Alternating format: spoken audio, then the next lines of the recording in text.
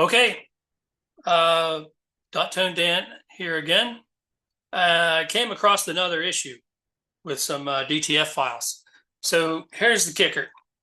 The one video that I just did, which had this image in it, um, I'll do this again real quickly to show you the difference. So there's differences in files. So check this one out. As you can see, this is merged. This was the original artwork that I got. So it's been flattened or created in AI with a black background. Looks very cool, very vibrant colors.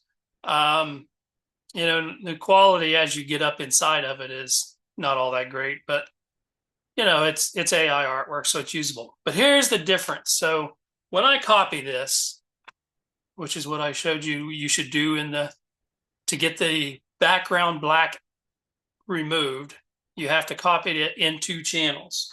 All right. And you inverse that. And then you play with the channels. So if I was to just take this as is, select all and copy, hit new to create my grayscale file, and go to I'm going to make sure which program I'm in. Image mode, bitmap. Okay. And I tell you 300 resolution, halftone screen, which is correct.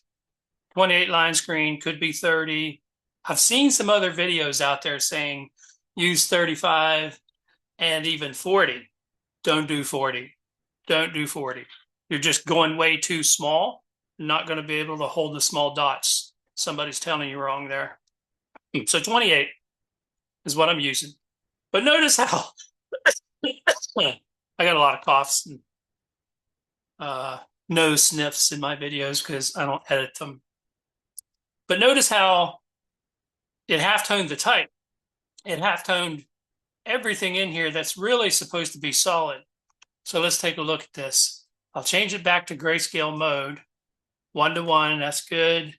Bring it back into this work file, make a selection of it, copy it from the base or the original art, put a black background underneath of it, fill it, and you see it's got halftone all over it. And I've also heard some of these action scripts and people who are selling these halftone files and tutorials that to get a softer hand, you want to break up the solid areas. Yes and no.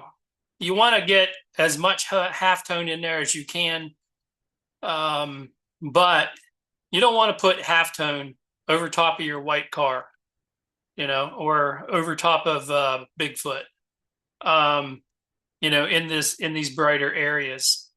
This all this type, this icebreakers type, that all should be solid blue and white with no shirt color coming through. Like this is the original. That doesn't have black halftones in it. You don't want that. Same for this orange type up here. Yeah, it's going to be a little softer, but now you're manipulating from the original artwork. So that's not what we want to do. If you're doing this for a customer and you halftone it without asking them and you do this, they're going to complain. They're not going to like it. And then you might say, well, that's how you get a good soft hand on your t-shirt. Well, that's going to be hard to convince them. They may not even care about whether it's, got the soft hand feel on it or not. They want it to look like their artwork nice and bright. So this is not a good method. So for this particular art, again, I'm making note that this has a merged black background. So you select all, copy, and in order to get the black out of there, you have to adjust this. You can adjust it while it's black and open it up in the highlights so that you want Bigfoot being more white than he is halftone. This would be halftone up in here. Any gray data, as you read with your eyedropper tool, and you look over this area, it says right here in the K value that it's 1%. So that'll try to put a small, very tiny dot there. Same for here. All this area right there that looks very light gray, that's going to be halftone dots. You don't want that. So burn it out, open it up. This is where you want your halftones down in here, what we call rolling into the shadow tone. And so let's view back down. So this takes a little bit more artistic license on this job, where you are utilizing your knowledge and your skill of the results that are going to happen in advance. You'll know from after printing 2 or 3 or 4 of these that what you needed to do in the art if you had to go back in again. So maybe you do want these dots to show up in here in this shadow tone before you break it into the between the E and the B. You got some information there. If you go look at the original artwork, click on cancel. Oh no, I'm froze. I don't know what happened. I got too many programs open. Crackers. Oh, there it went. All right. So let's get out of that. Move back down here. Forgot what I was saying now. Well, if you go back into the original art, you'll see there's some blue in there. If you want to capture that blue, you have to leave it in there when you make your adjustments. Open it up a little bit, bring in the shadows, and it'll start to want to put something there, some halftones. So view back down, look at the rest of it. Even earlier in this file, I isolated just this type. You can select that type, come in and fill this with white, so nothing in there is going to have halftone on it. Same for the off-road and the icebreakers. So let's get rid of that one. Yeah, this is the one that I did before with the halftones in it. So I'm going to make a selection of these. Not so much that one. And give you an idea of how to break these apart. What's needed?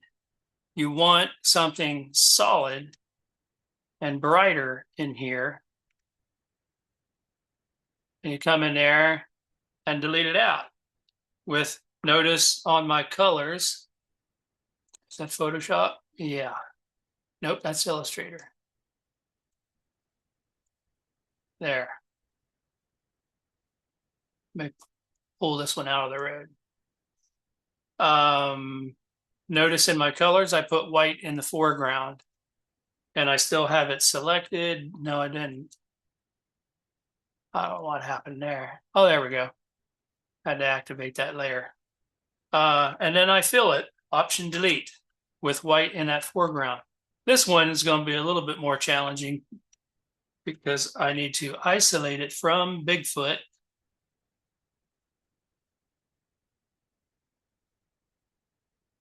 Encircle the letter R.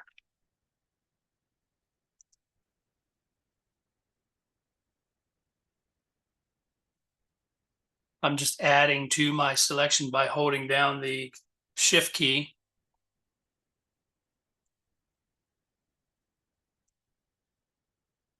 See, it turns to the little plus sign where I can add to the selection. And then I adjust levels. Burn that out. Becomes more white. I'll leave that alone. So, and up here, I'll highlight it.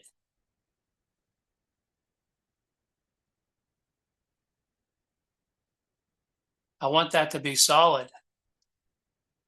Let's see, same for up here. Solid, all this. I don't need halftones in that. Where I need it is in the background as it fades to the shirt color. So again, adjust levels. Open that up, tighten it in a little bit. So my type and my Bigfoot, it's got some brighter areas. This will have some brighter areas. That's like true white in here. Well, let's call it true printable image. And then as it gets up in here into the clouds, we're breaking up into halftone. So now I can inverse. Let me take a look at the Jeep. I may want more green data in here. This is another thing you could do. Select color range. Take the eyedropper tool, click on the color while you're in RGB. You got this layer activated, select color range. Click on the green icon there and then increase your fuzziness until you can get some green up in there. And you start to make a selection of that, come into your channel and fill it with black. And that way this here will be bright white. You can even fill it a couple times. I said bright white, but it's going to be solid black, which is in a mask copying from the background color. It's going to be fading from bright print color to the shirt color, which will be down in here. Same for the Jeep. You can even take your burn tool. If you've got lock caps on, it won't show how big the brush is. But you come in and just go over that a little bit in certain areas, and that's going to make that more brighter print. More of the truck is actually going to, the Jeep is actually going to print. Now see this blue up in here? I want blue in there. So I'm going to darken this. Wrong one. You know, darken this so that it becomes more of the actual print color. And this will be shirt color halftone fading out. So you're kind of like working in a negative. Let me take a look at this area. That's a bright yellow. I'll get rid of that. So I want that also. Again on this one, maybe I used the wrong one, didn't I? Yep. Undo, undo, undo, undo, undo, undo, undo, undo, undo. That's why I have multiple undos, so I can get this back.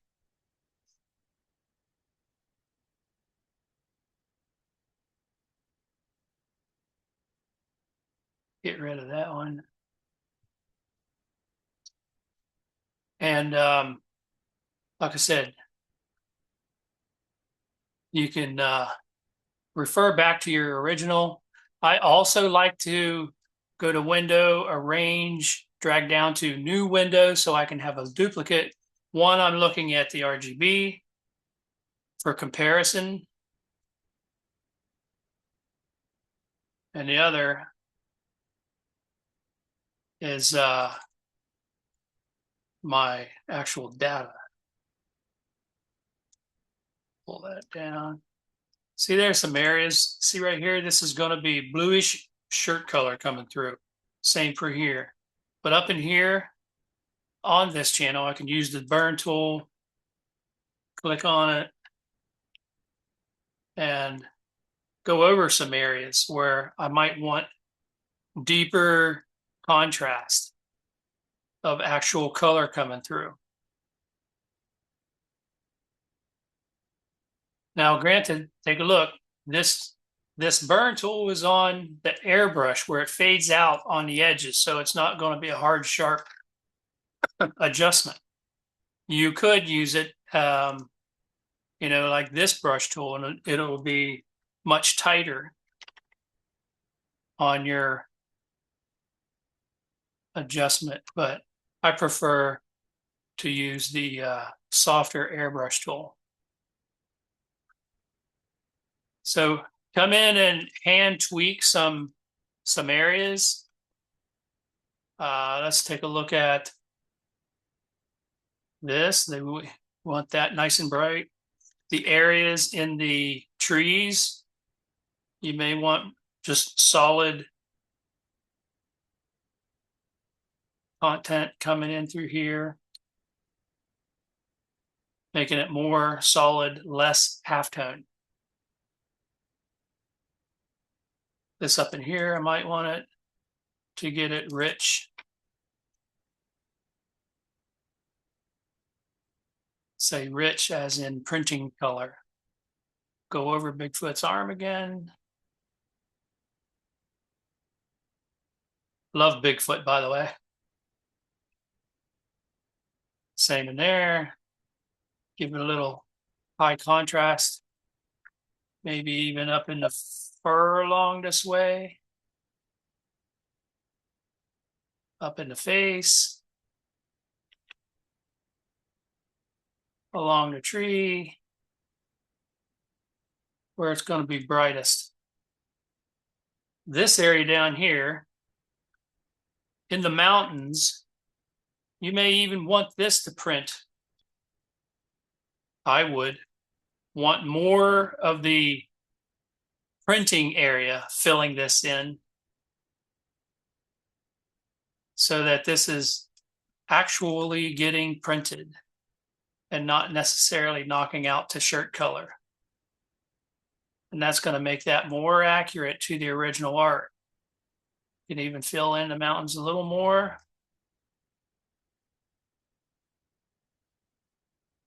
Come down. See how that gets black? Just darken it in a little bit more. This artwork originally in its grayscale form already has like a dot pattern in it, which is kind of odd. I don't know where this originally came from. It might have been enhanced artwork from a scanned photo or something. But anyways, you can darken this area up in here a little bit more to get some more blue popping through there. So it's kind of some of these are going to need to be hand done. Some hand tweaking and adjustments done to them. This is the difference between what you get out of the auto programs that create halftones for you, and you adjust different sliders to get stuff. Here you come in manually in Photoshop and you bump up some areas, take away from some other areas, and you get a better halftone. So check this out. Copy, new, hit curve by accident, new. Keep it the same. It'll be in grayscale. Paste. And then go to image mode, bitmap, flatten, 300 halftone screen, 28 line screen, 22.5 angle, and round dot. Now let's check this out. Convert it back to image grayscale. Click OK. All right. Now we click and drag into this back channel, and you'll see how different the last halftone job is from this one. So there's a lot more has changed there. I've enhanced some areas. So let's take a look at this one. Command or Control J. Put a black background underneath of it. So you've got good solid areas. Let's make a selection of this and fill it solid in the black channel. And you can see again, it looks just like this other one that we brought in. I'm just showing you that these are solid areas in here. It's given you that printable content. Same for in here. This is all printable sun, mountains coming clear down into the shadows of the artwork. And when you put the black background on it, wonderful. Look at the previous. It had some halftones up in here. Did it work? Yeah.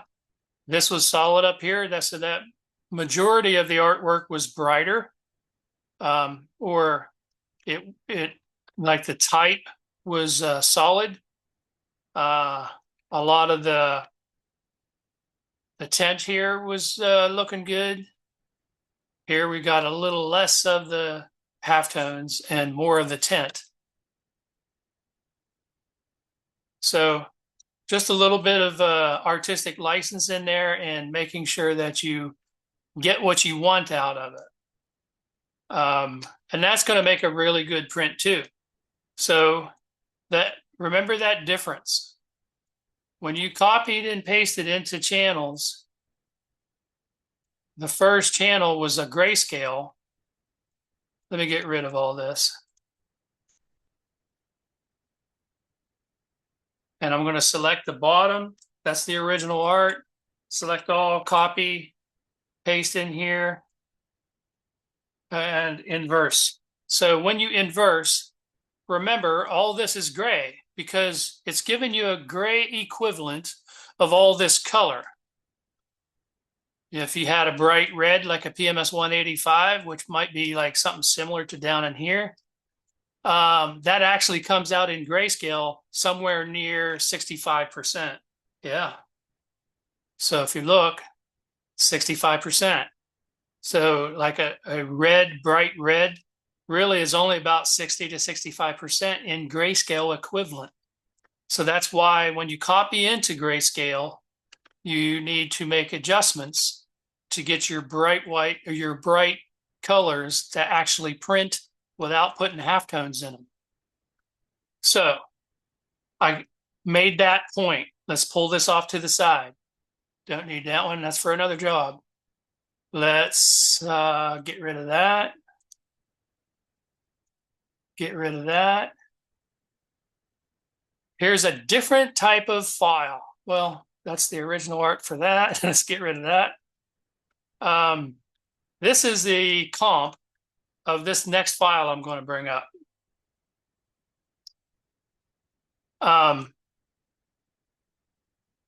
So this one gets tricky because this was actually AI artwork, I think, brought in as vector, converted to vector. And the only thing that's halftone in here is this background that fades off to the gray shirt color. So how do you do that one? Well, if you go into Illustrator and you look, and I look at this, there's the vector file. There's the background right there on a separate layer, not part of the art. This is not merged.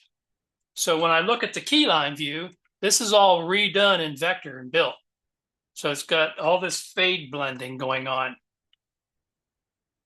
So let's select all. I know this is at the right print size, so we're going to use it. Copy. Go into Photoshop. Click New. Change it to inches, and it's 11.5 wide. I know that's the original size that we want. This is going DTF, so we're typing 300 resolution in here. The file mode is RGB, and it's a transparent background. The color profile, I'm leaving in its default that Illustrator copied it over from, which is Adobe 1998. Create and paste. Paste as pixels.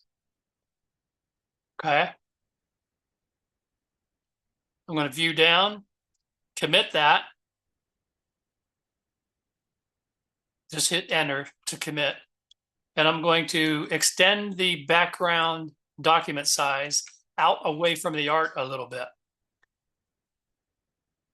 I was doing that in RGB. So on this new on the new background, you want to fill it with default black, just so you can see the dots, the gray, and see how they blend. These are transparent colors. And when you have it on the shirt color, I'm going to reference this document, which is really why I had it open, just to get the shirt color. Activate this color, this file again, fill that background. And I did so because I was on a new layer here and not having this top art activated. So I just have a new one above the black. I fill it with the gray color that I referenced. And that's how it's supposed to look once it's printed. But we need to print it with not translucent dots, solid dots. So how do we get that on a translucent fade? That's the question. That's why this file, this tutorial here is highly important for DTF users. So I want you to recognize the difference. So when I make a selection of all this color or all of this artwork, I hold down the control key or the command key and I click on the layer, selecting every pixel in here. First, let me revert back to this. So if you were given a file that had a merged background and it was flat like this, you'd have to select all, copy, bring it into channels like I was showing you. And in order to remove the black, you would inverse this and you only have the gray in here, right? So all up in here in your outer side, outside the main content would be gray data. As you look up in here, you'll see 13, 14, 15% gray tone. Well, we need it much heavier than that. Your dots would be very small if you only copied over and created it into halftones at 21% dot. You wouldn't have enough there, and it wouldn't be accurate because all this would be halftone all through here also. And you don't want that. I'll show you. Select all, copy, go to image mode. Well, actually, new, enter, paste. Now go to image mode, bitmap, 300 resolution, halftone screen, 28 line screen, 22.5 angle, and round dot. Click OK. So here you got dots all over it. So go back to that file, image mode, and change back to grayscale. Okay. Drop it into your original file. Make a selection of each channel holding down the controller command key. Click on the RGBs. Come back to your original art. Control J. That makes a selection of all the pixels. So let's put a black background underneath that. So now you got pixels all over your art or halftone dots. And your fade doesn't really fade correctly. In fact,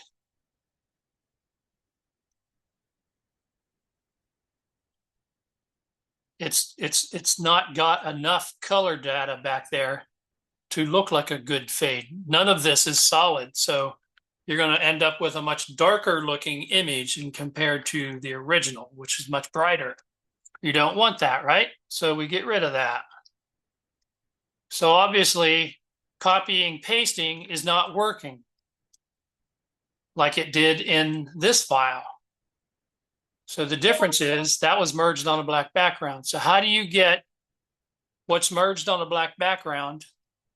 Well, then you would have to come in here to, sorry, got to activate this one, and adjust levels or curves and fill in the data so you get more of a brighter looking artwork. So you're filling in most of it so that you can really only get halftones out of that. So you select all, go to image mode. Well, sorry again, new, create, paste. That's not even the one I did. There we go. Select all, copy, new, create, paste, and let's halftone that. Image mode, bitmap, yada, yada, yada. You know the routine by now. So that's got a little bit better. It's got me down into the shadow tones here. All this is printing solid. So let's see how that looks. Grayscale, plop it back into your file, holding down the shift key, make a selection of every pixel, come into the original artwork again that's merged on the black background, hit Control J, Command J, put the black underneath of it, put the black underneath of the other one too. I'm going to show you the comparison. So that's your original art. This is your new half-toned background. But there's a difference here. If you look down in here, this is very subtle and not much has happened down in here that I can see. If you hide it, you can see it's printing black further on down. But I actually want color down here. I want it to transition from like a blue to a nice blue down through here, and it transitions into a deeper shadow tone blue. So there's a difference about this file. If you look at it, the original, there's a hidden secret here. Make a selection of every pixel in here, and you see it's selecting everything. And the marching ants stop once it reaches 50%. That's the threshold. It doesn't show you previews of the marching ants as it gets into 40, 30, 25, and so on down. It only previews the gray data that you're capturing up to 50%. So in here is going to be solid, and this is right here is at 50% gray tone. I'll prove that to you by clicking on New Channel and filling the selection. So this is reading here at 35%. Sorry, 60%. This one's 58. This one's 56, 53, 50. So right in here at that mark, it didn't show the marching ants anymore. That's another little tip for you. But you see, there's not enough gray data. But look what it did. Because I came into this file and I selected every little pixel. So that means my boxes, the octopus head, the hats, the tools that he's holding, the gadgets, the type, that's all solid content. Even the white that is outlined around here is selectable. It's solid. Out here is not. It's a fade. It's got transparency to it. So check this out. You come into channels, bada boom, bada bang. There's your solid. So I don't have to adjust levels to get to this and still have shadow tones in here. I can actually print everything on the inside as a mask selection. Now, select all, copy that, hit New, Enter, or Create, Paste, go to Image Mode, Bitmap, flatten screen, 300 resolution, you know the rule, the routine. And now look at that. All these dots, clear down to here, is going to capture color. All right. So check this out. In the original artwork, when you go into Illustrator, let's look at that. That's not solid, bright blue. Okay, that's going to be, let's call it 100% of this color, and then it fades out into nothing. All these are transparent pixels, but it's all the same color. So what I'm going to do here is, much like creating a single color halftone for screen printing in the background of an element, I'm going to turn this into halftone, which we did. Image mode, change that back to grayscale, drop it on the original art file, make a selection of every little pixel, holding down the Control Command key, activate the RGBs, go back into the original artwork, and we're going to do something different here. Hold on to your panties for this one. This one's going to be unique. It's going to freak you out, right? grab the original file and duplicate it. Everything gets a little heavier, doesn't it? So I'm going to drag this down. That's my original. I'll even name it.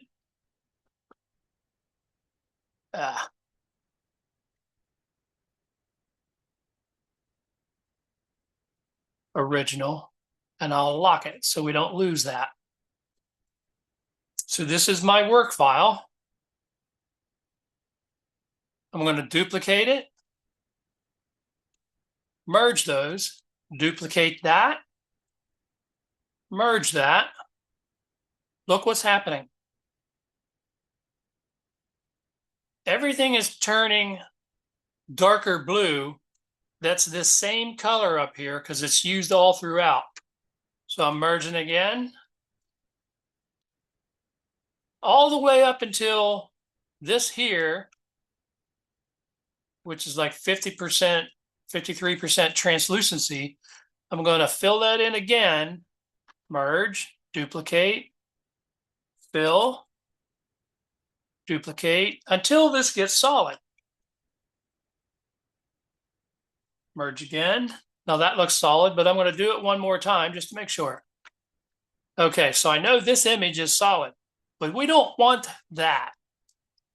We're just using this as a tool to capture every bit of color that's down in here and put it in our halftone fade. Now check this out. We'll come back to our halftone fade, make the selection, come back to the RGBs, activate the RGB channels, use this as a tool to make your new selection, Command or Control J to make a copy from that, hide it, and now look. Now you've got, compared to this one, see how much darker that fade was? Now all the inside was good, but the outside was not as accurate. Blow this up and look at the dots, how they fade to the shirt color, and they're reproducing the original art content. This is representing transparency, but in a solid dot form. These are all solid pixels. So if I make a selection of that, come back in here, create a new channel, and then I paint with the brush tool. I'm painting solid, not any grayscale blends like that would be.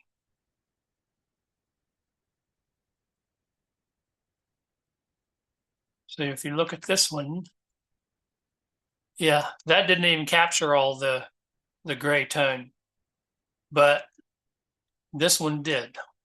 So I'm just pointing out, depending on how your file is built, you may be able to utilize that. So take a look at just making a selection of every pixel in your original art file, select every pixel, come in and place it onto a new channel and see what that looks like.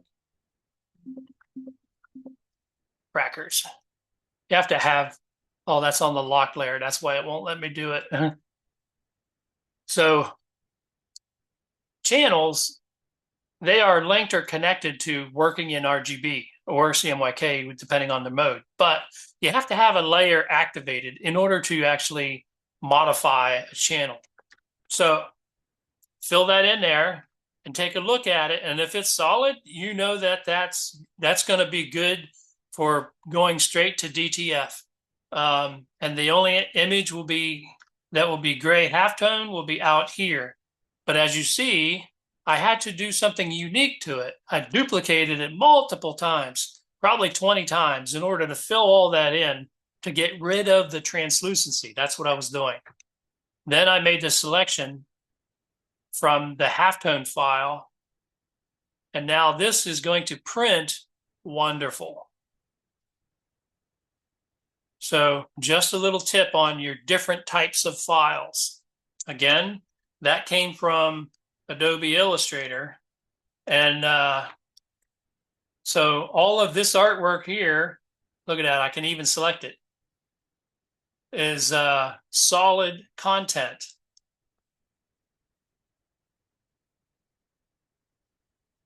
So take a look at your files and determine what you got. And so that's really all I got to say about that. This is going to print wonderful, much exactly like how the customer intended, because you've got content down here that they put in. They made this intending it to print. Now, in some cases, you may take a merged file, and when you make your adjustments to it, let's see if I got a gray one in here. Yeah.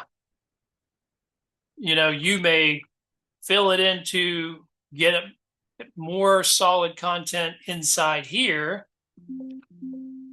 but you may adjust it to get less down in here. That's an arbitrary decision on your part. You need to know what you need to do for your customer. And don't always follow along exactly what I say. Each job is different. So, make adjustments as needed. So just wanted to point out that difference there. If you go back and look at this, you'll see that this one up here had halftones in the shadow. It's got shirt color. You may want that. And you may do two different things. So let's say if you do want that, because if you look at this one, the one that I did here, that's solid. Sorry, that's the one. That's going to print solid dark blue. There's no shirt color coming through that. The only shirt color coming through is out here on the outer border of this solid art. But let's say you wanted a combination. You wanted some of this halftone to come inside. Well, now that you've got this layer, duplicate it, adjust the levels. I hit print by accident. And burn out from the highlight range, burn out all of the gray data. So now you have a good solid mask of this area, and make a selection of it and copy what you do like in the other one. Did I delete that? There it is. Copy what you do like in here and put it into this one.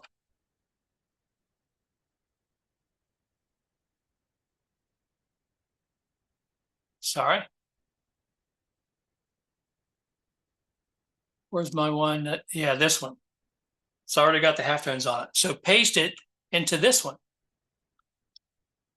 And you'll be getting the same thing, but a more accurate halftone fade down here, but with some softer parts of the artwork in here. So when you come back into your original, you click on the original black background. Nope, we want this one. The original with the blue background. Control or Command J to get your new one. And we'll duplicate the black box, put it underneath of it. And so you got that beautiful blue consistent dot color down here. And you got some halftone fades inside the guy or the octopus guy. So that'll help provide you with a softer print. I don't suggest doing halftones all over on an image like this, because they obviously intended this guy to be bright and solid and beautiful colors and not have black holes printing all through him. While that's going to give you a softer print, it's not a reproduction of the original artwork like we are always trying to do. So if you've got artistic liability or license and you can do that, you don't want liability. You want the customer to sign off on you having halftones all through it to give you that softer hand. Don't just do it and print them, and you'll end up with 200 sheets of, for your 200 shirt order, you'll have 200 sheets of DTF that you can't use. And heaven forbid you already applied them on the shirts, because now you got 200 shirts you can't use because you didn't ask the customer first. Anyway, enough about that. So that's it in a nutshell for my extended version of DTF halftones. And that'll be that. Thanks.